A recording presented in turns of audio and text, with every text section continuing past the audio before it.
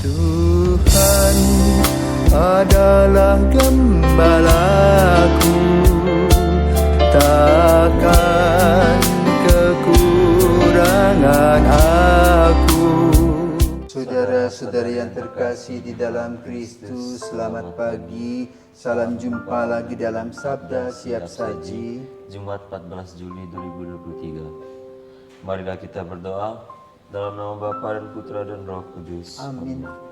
Allah Bapa sumber cinta kasih, rencanamu sungguh agung bagi kehidupan kami.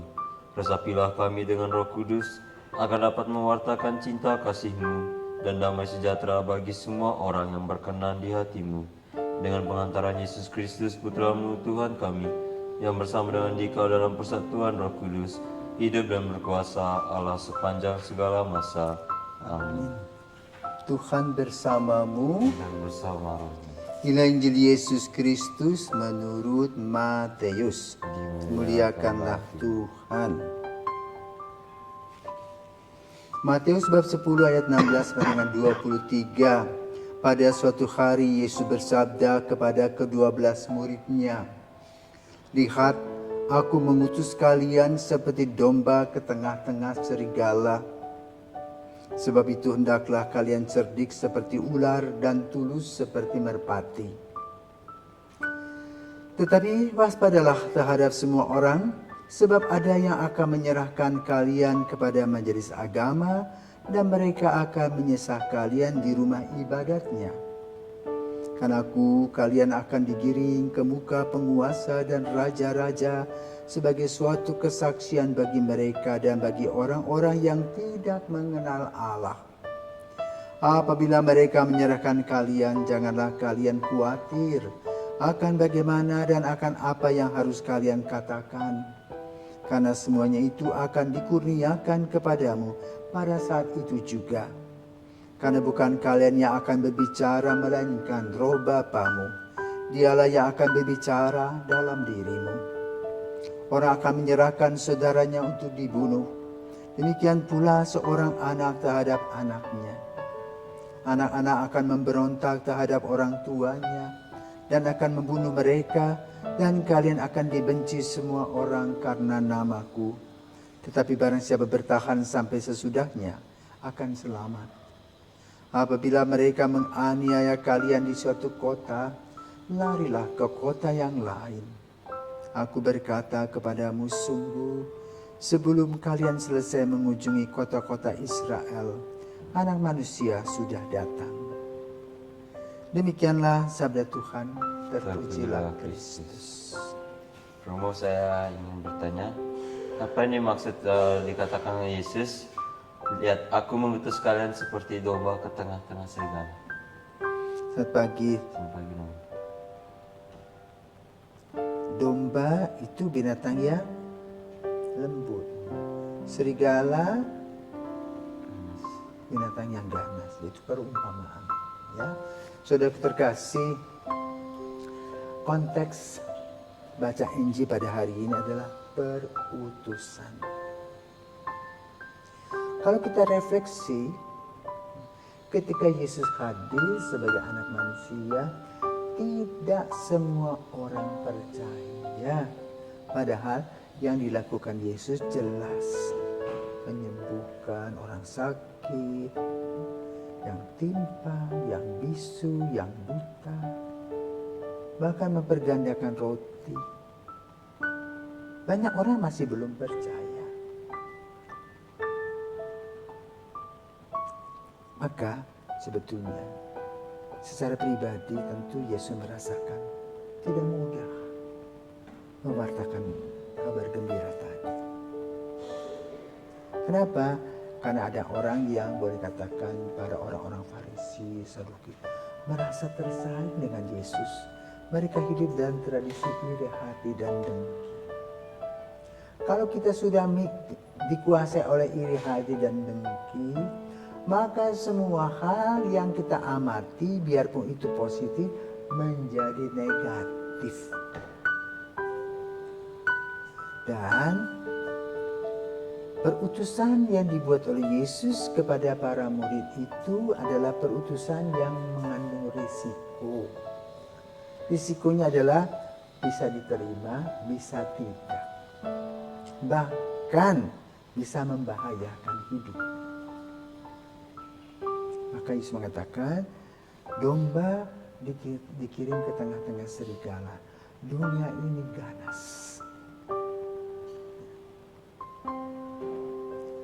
Kenapa ganas? Karena kita sebagai manusia yang terikat dengan dunia ini, kenikmatan-kenikmatan itulah yang menjadi pilihan utama kita. Kenikmatan-kenikmatan itu membuat kita bisa berbuat apa saja, melawan kehendak Tuhan yang disebut dengan kasih. Maka pewartaan tentang kebaikan-kebaikan Allah tidak gampang. Ya. Perlu menahan hati, menghadapi orang-orang yang cemburu, orang-orang yang iri hati, orang-orang yang dengki. Maka dikatakan tadi, kalau ada mereka mengejar, lari ke kota yang lain. Artinya apa? Yang waras itu ngalah. Maka ketika kita mau melayani Tuhan, kita harus tahu dulu risiko. Risiko itu bisa nyawa kita habis. Ya, hati kita sakit. Kenapa? Melihat hal-hal yang bertentangan dengan keinginan Tuhan yang dilakukan oleh manusia.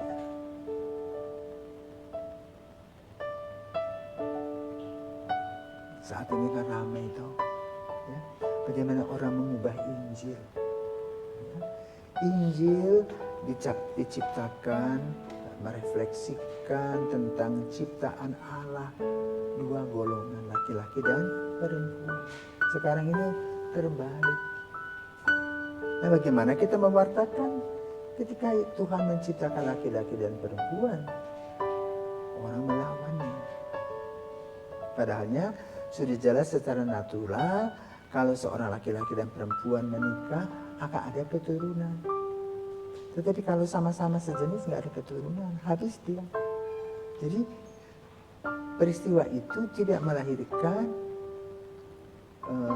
daya cipta yang baru. Ya, itu hanya, maaf ya, hanya sesaat saja, tidak berkelanjutan. Dan ini bertentangan dengan natural. Dan bagaimana sekarang kita mewartakan itu? Tidak gampang. Sama seperti mewartakan hidup sebagai seorang imam selibat. Tidak gampang itu. Orang menuduh macam-macam, apalagi pada zaman sekarang. Karena itu harus ada ketahanan moral, ketahanan rohani, ketahanan fisik dalam menghadapi peristiwa itu. Dan tetap kepada visi yang disampaikan oleh Yesus, kerajaan Allah sudah dekat. Dengan misinya apa? Mewartakan kabar gembira ke tengah-tengah orang-orang yang tidak paham. Maka kekuatan doa adalah senjata bagi pewarta.